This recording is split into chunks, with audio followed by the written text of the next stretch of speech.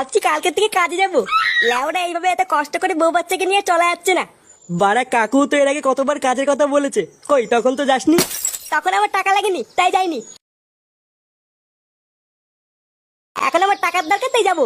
তাছাড়া সামনে পুজো আছে, ভাবছি এবার পুজোতে বউকে একটা শাড়ি আর ফাটাকে একটা জামা কিনে দেবো। কি কি কি বললি? শাড়ি আর জামা কিনে দিবি নাকি? হ্যাঁ দেবো, তো কি আছে? বাড়া আমি কি শাড়ি আর জামা কিনে দিতে পারি না নাকি? হ্যাঁ আরে আরে ফুটো, পল্টু তো ওইভাবে কিছু বলেনি। বলেনি মানে তাই ভাবে চমকে ওঠার কি আছে? লেওরা তোরা কি আমাকে আলবাল ভাবিস নাকি? হ্যাঁ পল্টু দা, ফুটো তো আমাদের ভুল বুঝছে। এ চোদির ভাই, এখানে ভুল বোঝার কি আছে রে? তোদের সব কটাকে আমার চেনা আছে বলি তো। দাঁড়া বাড়া, একবার কাজে ঢুকতে দে, তবে তোদের দেখাচ্ছি মজা।